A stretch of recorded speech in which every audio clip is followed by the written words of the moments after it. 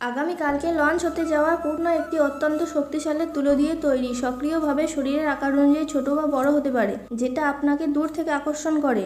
মালিক দোকান থেকে বেরোনোর সময় মূল দরজা তালা দিয়ে চলে যান।